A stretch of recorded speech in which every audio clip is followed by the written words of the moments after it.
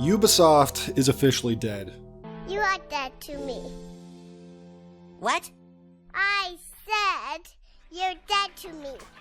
Oh no! Ubisoft used to release groundbreaking and innovative games year after year. They were one of the biggest trendsetters for the games industry, leading the charge in making advances in the stealth action genre, open world designs, tactical shooters, and even incredible storytelling at one point.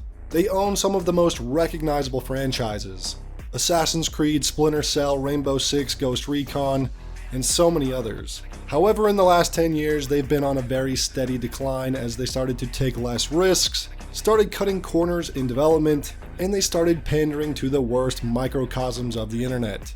Modern day Ubisoft is a shell of its former self, and while the steady decline has been easy to see over the last decade, the last 2 years particularly have been a complete nosedive.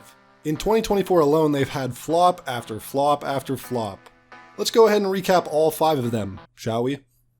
Skull and Bones, which was a complete disaster. A game stuck in development hell for over 10 years. It was delayed at least 4 separate times, and they weren't small delays either, they were years-long delays. By the time of its release, it looked like a half-baked live service version of Black Flag's ship combat, but somehow even worse. Ubisoft CEO then tried to justify the $70 price tag by claiming that it was a quadruple A game with a $200 million budget. Not really sure where that budget went because the quality of just about everything in the game was subpar. But okay, Eves, whatever you say. On top of that, the game featured a cash shop, battle passes, seasonal events, premium currencies. It was a complete train wreck. Ubisoft would even say that they didn't expect the game to break even in sales, which it didn't. With less than 1 million copies sold, the game made at most $60 million of its $200 million budget. Oh shit, not good.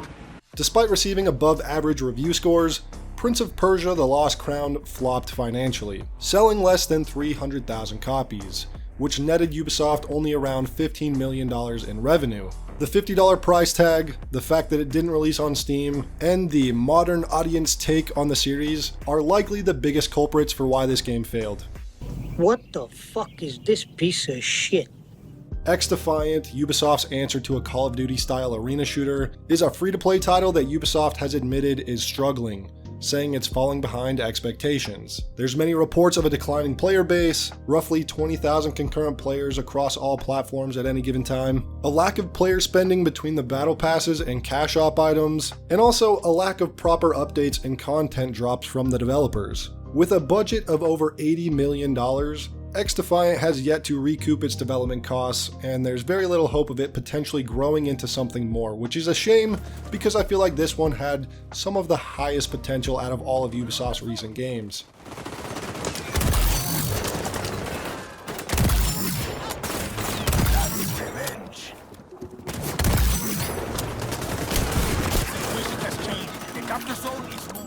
Avatar: Frontiers of Pandora, like Prince of Persia, seems to have sold just enough to make back its development costs. 2 million copies sold doesn't sound so bad, but 7 years of development time, even utilizing James Cameron's production team to help with the visuals and graphical design of the game, the dev costs were over $100 million and managed to only make back $130 million in revenue.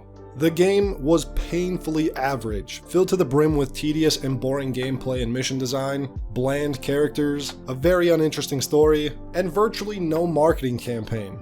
This really seemed like a project that was destined to fail for Ubisoft. And most recently, Star Wars Outlaws. Star Wars Outlaws had one of the largest development budgets of any Ubisoft game, including one of the largest marketing budgets Ubisoft has ever had.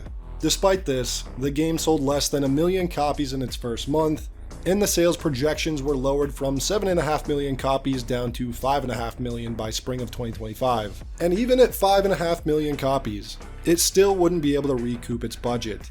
Like the previous games listed, Star Wars Outlaws was just another below average experience, with a terrible plot, cringeworthy dialogue, ugly character design, and boring as hell gameplay. So far, that's 5 major releases for Ubisoft in 2024 that have all resulted in poor sales and poor performance. What happened to Ubisoft, man? I remember watching E3 back in the day and being so incredibly hyped for almost every game that had the Ubisoft logo slapped on it.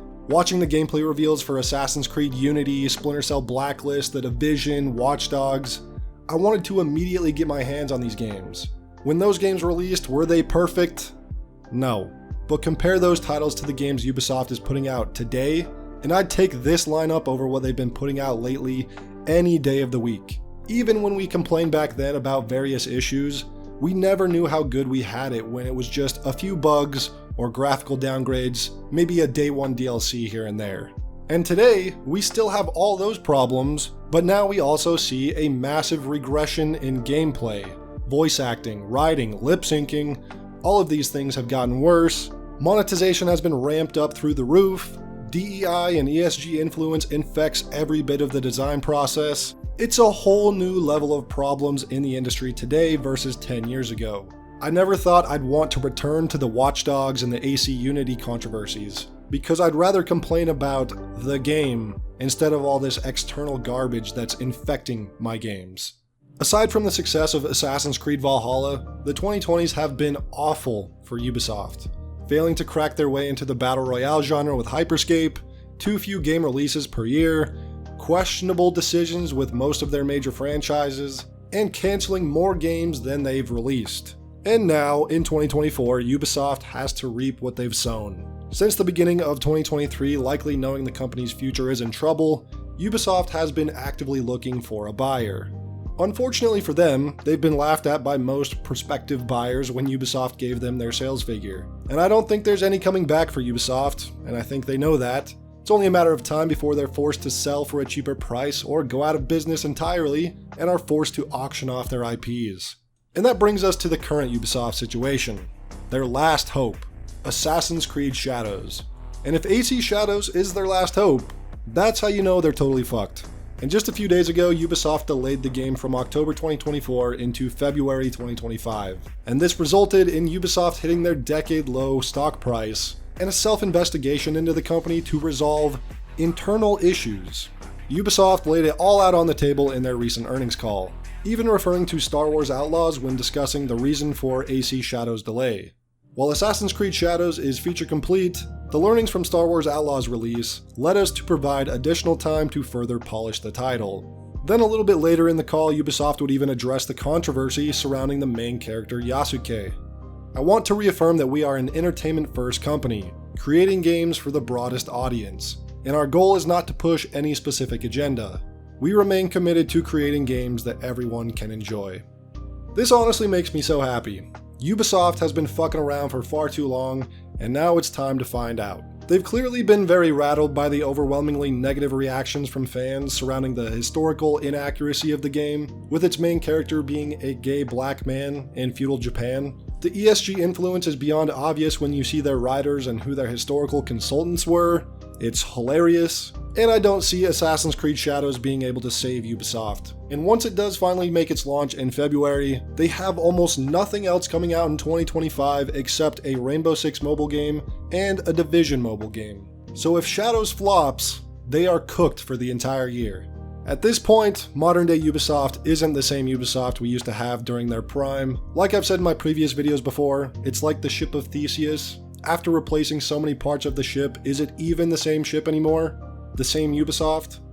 No, it isn't. And if modern day Ubisoft goes bankrupt, I can't say I'd be upset. They've completely earned it themselves.